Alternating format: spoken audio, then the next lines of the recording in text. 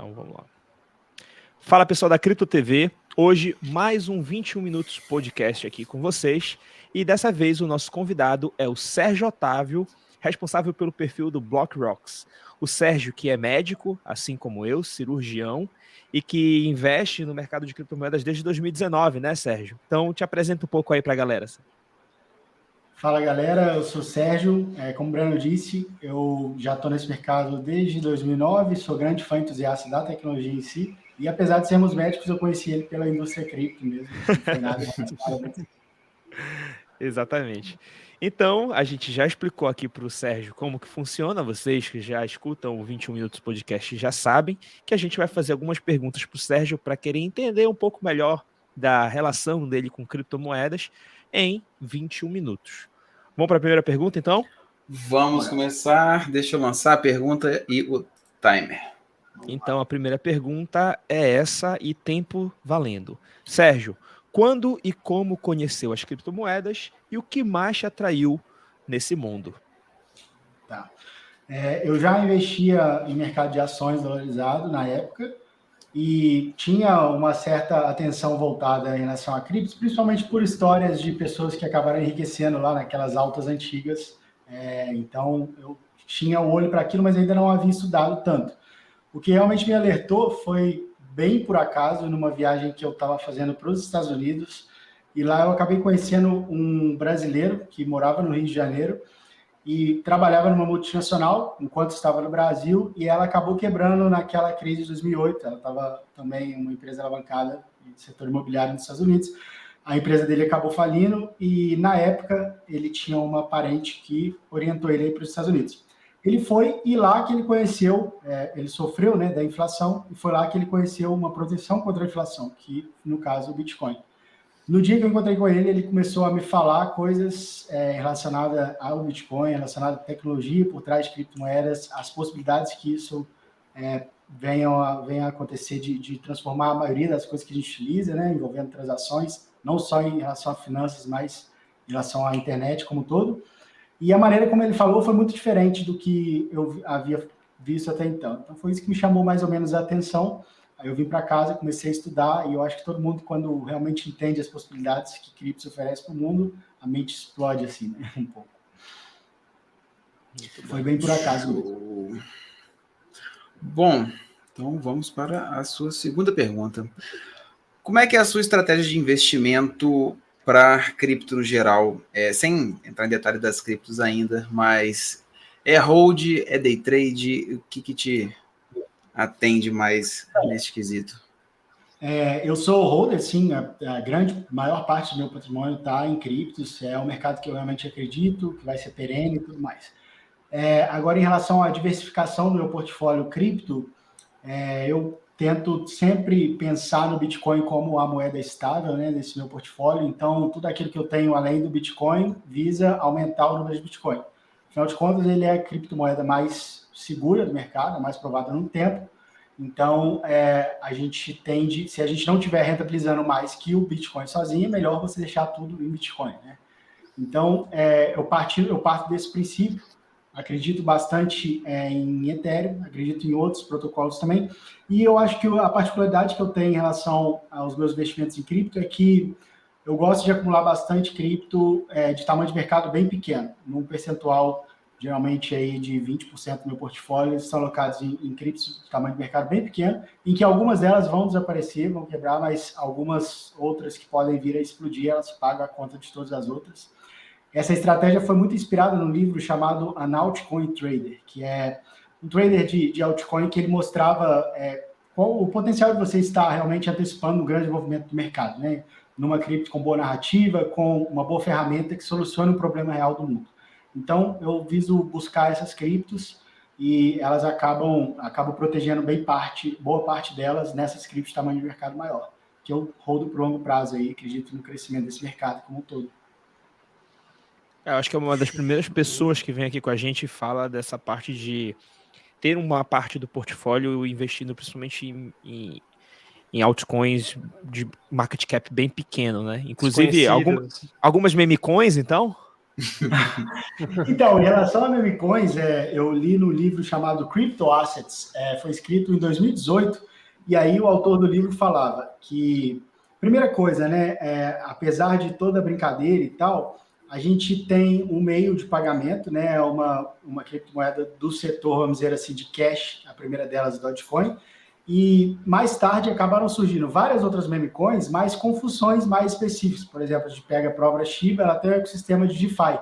Por mais que a gente questione a concentração dos tokens de Shiba e tudo mais, você consegue fazer um swap, né, pessoa a pessoa, através da ferramenta de Shiba. Então, que é o Shiba Swap lá. Então, às vezes ela se caracteriza, né, ela passa a imagem inicial dela é de uma meme coin, mas por trás daquilo tem uma função realmente revolucionária. E elas acabam chamando bastante a atenção do mercado, seja pelo padrinho Elon Musk, que chega a falar desse tipo de criptomoeda, ou seja por elas serem divertidas mesmo, é um nome que às vezes atrai atenção. Então eu invisto também uma pequena parte, bem pequena mesmo, quase irrelevante do meu capital, nessas meme coins, porque partindo do princípio que a psicologia humana vai levar muitas pessoas a investir nisso, pensando que às vezes ela pode se tornar meio de pagamento real, né? Às vezes tem, por exemplo, a rede de cinema lá que passou a aceitar a Shiba, tem Tesla que visa aceitar a Dogecoin futuramente. Então, eu acho que no futuro a gente vai poder escolher a criptomoeda que a gente paga. Então, de certa forma, elas têm alguma função e através por ser construída, né, em blockchain, a gente tem uma confiabilidade de que aquela emissão vai ser uma emissão controlada e de que ela vai continuar existindo. Se a gente pensar, por exemplo, daqui 100, 150 anos, a chance de uma Dogecoin existir, não que ela vai ter valor ou não, mas ela é maior do que muitas moedas fiduciárias aí pelo mundo. Com certeza. E nessa tua estratégia, tu vê os fundamentos, tu estuda a moeda em si, ou tu vai para uma métrica tipo a market cap baixo e foda-se? Não. Eu estudo bastante até. Eu sou maximalista dos fundamentos, né? Vamos dizer assim. Então, por exemplo, muita criptomoeda que lá no começo eu cheguei a estudar, eu optei por não comprar e eu vi ela crescendo, por exemplo, a própria Solana. Eu vi a Solana abaixo de $2. Aí eu não comprei na época, acabei optando por uma que nunca subiu. Mas não é algo que eu me arrependa, né? Porque faz parte da minha estratégia prezar pelos fundamentos e principalmente apostando na descentralização por longo prazo. Mais que no curto prazo você possa fazer ganhos com algumas alternativas mais centralizadas, e eu acho que elas vão ter algum papel nesse futuro multi-chain que eu acredito, alguns blockchains mais centralizados, mas eu acredito que realmente o que a gente está construindo aqui pro longo prazo, são aqueles blockchains com estrutura mais descentralizada. Então eu tento buscar essas soluções, geralmente dentro de um ecossistema um tanto mais consolidado. Eu gosto bastante, por exemplo, do ecossistema de Polkadot. Então tem muitas parachains lá com soluções que resolvem problemas reais do mundo e que eu vejo aí na minha carteira para o médio e longo prazo, tranquilamente, mesmo tendo market cap baixo. Relaxa, Sérgio. Talvez em breve você tenha a oportunidade de comprar Solana abaixo dos $2 de novo. Brincadeira, pessoal. Galera que gosta de Solana, não me matem. Próxima pergunta. Desculpa, você deu um exemplo de Solana, assim, uma alternativa, por exemplo, a Solana, que eu acabei, vendo Solana, né, eu comecei a buscar o que poderia, de repente, competir com Solana, que tem uma ideia similar, um blockchain um pouco mais centralizado, de repente com transações mais velozes, e aí eu aposto, por exemplo, que Cadena, por exemplo, seja uma delas, que venha a tomar o mercado de Solana. Não é um investimento que eu viso competir com minha parte de Ethereum, pelo contrário, mais nessa parte mais... não é nem especulativa, porque eu rodo ela por mais de ano, mas assim, é algo que eu fico de olho para proteger o capital nessas grandes, que é diferente das grandes que eu não vendo. Boa, perfeito. Show! Próxima pergunta. E DeFi, Sérgio, DeFi e NFTs, o que tu acha? Tu usa? Tu não gosta? Então, se a gente pensar assim, vamos pensar assim, fazendo um comparativo do que eu acho que seja DeFi e NFTs com outras coisas do passado, né? A gente viu, por exemplo, na década de 90, nascer toda a narrativa de internet. Então, empresas passaram a criar não sei o que.com, sem nenhum projeto realmente concreto para crescer na internet, e elas se viram valorizar por pura especulação de uma narrativa, de uma ferramenta que realmente seria transformadora. Mas na época ainda não era, as coisas ainda não estavam prontas. Então, a gente estima aí que 10% daquelas empresas da bolha.com realmente tenham sobrevivido no tempo. mas algumas delas também tinham projetos concretos para longo prazo. Aí a gente vê, por exemplo, isso acontecer de maneira similar no fenômeno dos ICOs lá em 2017, 2018. 90% ou mais das criptos daqueles ICOs sumiram. Os ICOs, para quem não sabe, né, era a maneira, Initial Coin Offer, é a maneira de você financiar um projeto que ainda vai nascer. Então as pessoas criavam no papel de bar lá um projeto e falavam, isso aqui é um ICO que vai fazer isso, isso. Uns projetos copiavam os outros e eles passaram a captar verba. E aí a maioria morreu. Mas o que a gente tira de bom disso, né? Pela primeira vez na história, você consegue captar verba de maneira global para financiar um projeto que talvez localmente você não seria apoiado. E agora eu acho que DeFi e NFTs são basicamente isso daí também que está acontecendo. A gente vai ver a maioria dos protocolos DeFi que são experimentais morrerem, a gente vai ver a maioria dos NFTs sumirem do espaço, mas a gente vai ver um futuro em que o DeFi, por exemplo, vai te permitir que você compre a participação de uma casa em outro país e receba do aluguel de maneira automatizada. Vai permitir que você tenha um Netflix pessoa a pessoa, vai permitir que você tenha um Spotify pessoa a pessoa e tudo mais. Então, muitos problemas de direitos autorais, tem muitos problemas envolvidos com... A gente não vai precisar de um cartório, eu acredito, futuramente. Os contratos vão ser firmados todos em blockchain. Tudo isso envolvendo DeFi. Em relação a NFTs, ativos colecionáveis, vai ser sua identidade digital, vai ser o documento do seu carro. Então, tem muita utilização real dessas tecnologias, mas a maioria que está aqui hoje, acho que morre. Perfeito. Bom demais. Próxima Quarta pergunta. Qual altcoin você compraria, então, Sérgio? Ou recomendaria pra gente? Não, recomendar não pode, pessoal. Não, mentira. Tá? É só numa qual possibilidade, a altcoin... né? Se um dia tu comprar altcoin... Vamos melhorar. Qual a sua altcoin queridinha? Tá. O que acontece? Tem muitas criptos que às vezes eu acho queridinha, mas elas enfrentam de competição. Então, eu tento escolher dentro daquelas soluções, por exemplo, existe um problema real, e aí dentro daquelas soluções, qual seria uma unanimidade, por exemplo? Já sei qual é. Se a gente pegar num tamanho de mercado maior, eu acho que Chainlink lidera o setor de oráculos como solução de informações, né? E o oráculo ele tem uma informação extremamente importante, porque para a gente conectar o mundo de blockchain com o mundo real, a gente vai precisar de um intermediário, né? É exatamente isso que ela faz. E, além disso, a gente chama de contrato inteligente. Contrato inteligente, na verdade, é um contrato automatizado, inviolável, mas se você fornecer a informação incorreta para ele, aquilo ali, ele é um contrato burro, porque ele vai apenas cumprir, né? Se isso, então aquilo.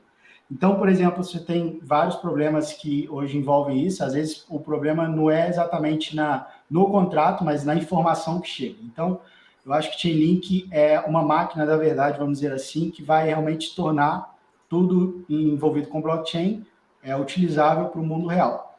Dentro de market cap pequeno, para não ficar na mesmice aqui, uma cripto que eu acho que seja uma unanimidade fora de radar se chama Energy Web Token, que ela tem grandes parceiros, a maioria das empresas globais no setor de energia estão utilizando ela, e ela tem várias soluções, é um projeto de longuíssimo prazo mesmo, mas ela vai ajudar na decarbonização da mineração do Bitcoin. Então, essa é uma narrativa muito forte, né, para a gente tornar isso realmente utilizável e que não infringe aí os valores de sustentabilidade e tudo mais.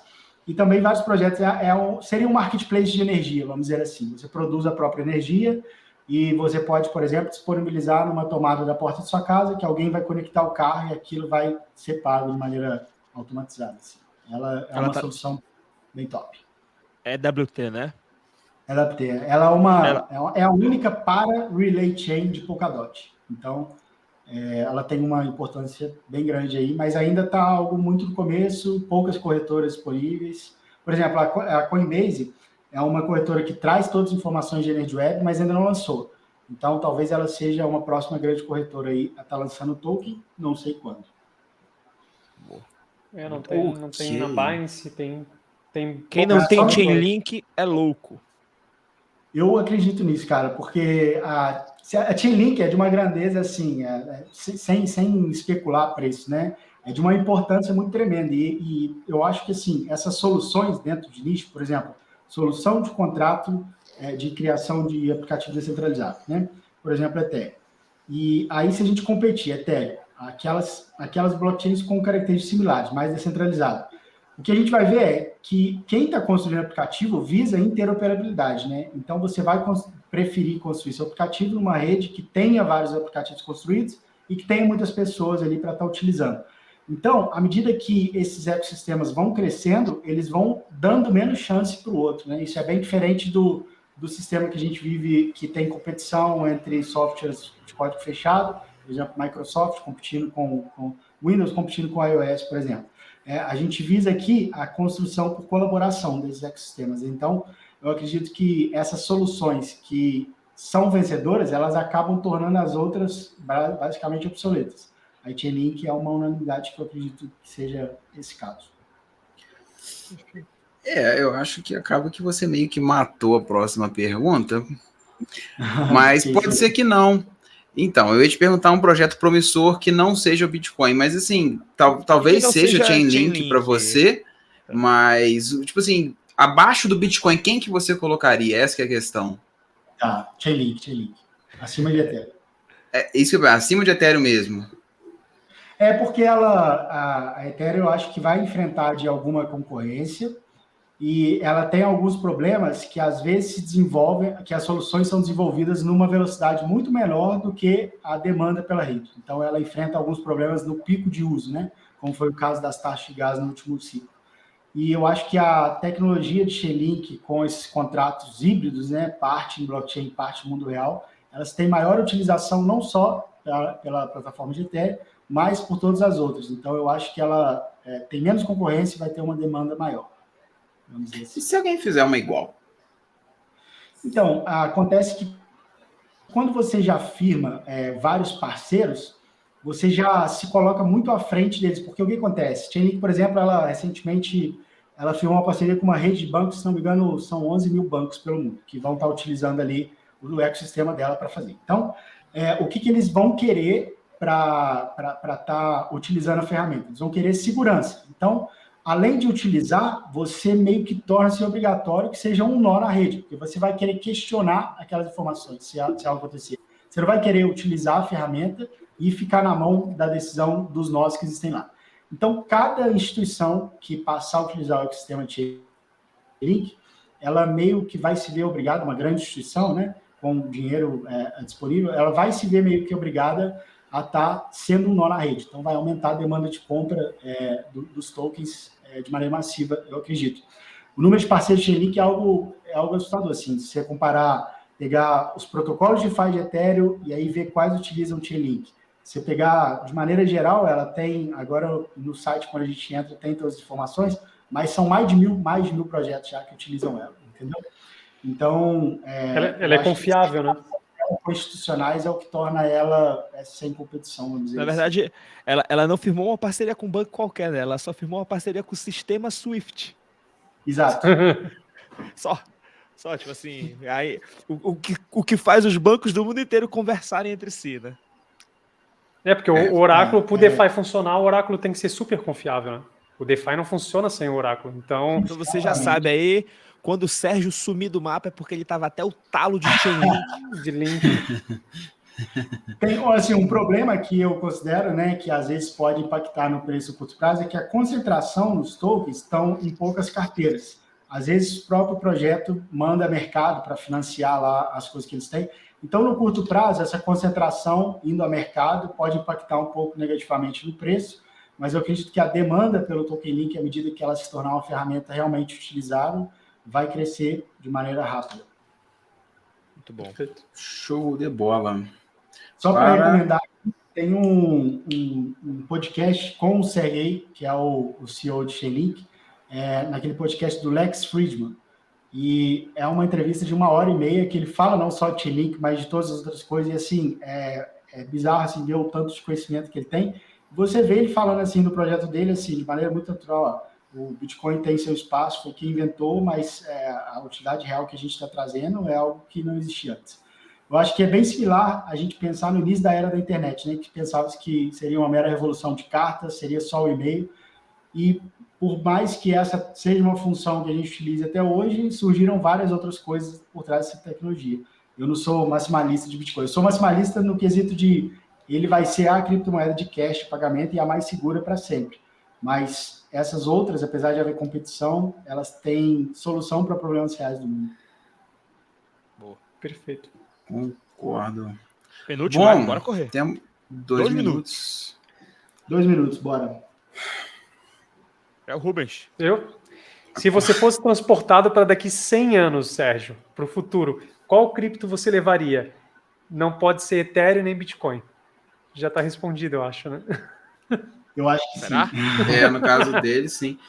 Então, mas assim, 100 anos mesmo, tipo assim, é lá no futuro, pô, se fosse numa cápsula... 2140. Tipo assim, é 100 anos mesmo. Você acha que ainda assim é válido? Então, eu acho que como o meme coin, a Dogecoin é unanimidade, então eu levaria a Dogecoin, para ver que você Isso acho que é a primeira pessoa, né, cara? Ousado. Muito ousado. Próximo. Acabou. Essa foi a última. Essa foi a última, estamos adiantados. Então, primeiro Sérgio, a gente fica adiantado, né? Levaria Dogecoin mesmo ou Chainlink? Decide aí, Sérgio. Porque eu acho que Chainlink, assim, eu acredito muito na ferramenta, né? Mas é algo que muita gente vai buscar uma solução de maneira similar, da grande utilidade e tudo mais. E às vezes, big players do mercado, sei lá, você pode ver uma Microsoft, uma Amazon, algo tipo assim, buscando criar uma função similar a essa, e elas já estão conectadas a muitas empresas. Então, ela pode sofrer de competição. Agora, a Dogecoin é unanimidade, memecoin... Porque pode surgir uma outra moeda que supere o Ethereum. Acredito que vai surgir no futuro algo que vai substituir o Ethereum, só que vai precisar do oráculo do mesmo jeito. E alguém para superar a Link no atual estágio que a Link está, cara, eu acho assim, não vou falar que é impossível, mas, cara, vai ser muito difícil, muito difícil. Tem 2 criptos que eu acredito que devem flipar Ethereum, assim, que eu enxergo flipando, sei lá, num prazo de, sei lá, 5 a 10 anos. Uma delas é Chainlink, a outra é Polkadot, que é a solução de camada zero, uma layer zero. A estrutura do blockchain de Polkadot, ela é a estrutura que Ethereum está buscando ser com as rollups, com algumas vantagens na minha visão, né? Quem criou a linguagem de programação utilizada em Ethereum, né, Solidity, foi o Gavin Wood que criou Polkadot. Ele viu o problema futuro e já criou a solução, vamos dizer assim. Mas ainda está... O ritmo de crescimento de Polkadot é maior do que o ritmo de crescimento de Ethereum. Tudo bem que a gente vive momentos diferentes, né? 2020 Polkadot, 2016, sei lá, Ethereum, mas se a gente vê em termos de adoção, desenvolvedores, usabilidade, geralmente Polkadot, na comparação, ela até supera o início, né, de Ethereum. Eu tava esperando a hora que o Sérgio ia falar de Polkadot, porque ele focou mais em Link. Então sigam o Sérgio lá no Instagram dele, no perfil dele. Também aqui no YouTube tem canal, né, Sérgio? @block.rocks. E o Sérgio foi um dos caras que me abriu a mente para entender e procurar mais conhecimentos sobre Chainlink e Polkadot, que são 2 criptos que estão no meu portfólio hoje, muito por influência do Sérgio. É isso aí, galera. Estudem mesmo a tecnologia, tem muita coisa aqui acontecendo, sendo construída. Esqueçam os preços, que no futuro a gente vai ver a precificação justa de tudo isso. E se ela resolve um problema real do mundo, não tem por que não ter adesão. Perfeito. Isso aí. Show de bola. Fechamento, você quer trazer alguma coisa, cara? Pra gente? Em relação, eu só como convite, né, lá para a página, a gente tem um conteúdo em relação a essa parte de altcoins, que eu gosto bastante de discutir, e agora a gente vai começar a produzir um conteúdo de maneira mais regular no YouTube também, trazendo projetos, análises mais bem aprofundadas mesmo. Então, eu sugiro que vocês sigam, acompanhem e descentralizem a fonte de informação de vocês, né? Não fica só em um e outro, porque aí vocês vão se dar bem. Perfeito. Vai vir uma comunidade por aí também, né, Sérgio? Exato. Amanhã eu vou estar lançando, amanhã, no caso, quinta-feira, dia 17, né? Eu vou estar lançando o meu curso, mas antes disso a gente vai ter uma aula, uma imersão cripto, que vai falar de Bitcoin, Web3, que eu acredito seja o futuro dos aplicativos online, método de montagem de portfólio, diversificação, proteção de capital.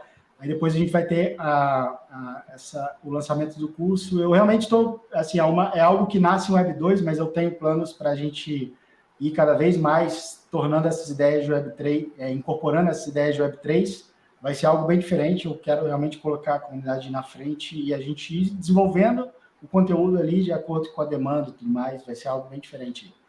Boa. Vou estar lá. Muito bom.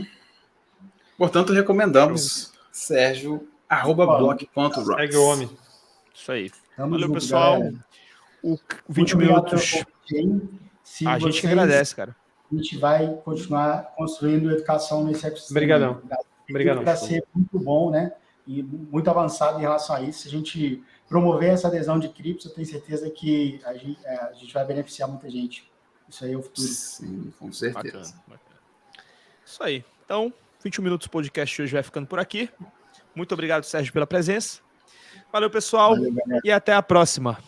Tchau, tchau. Valeu. Falou, Tchau. valeu. Até mais.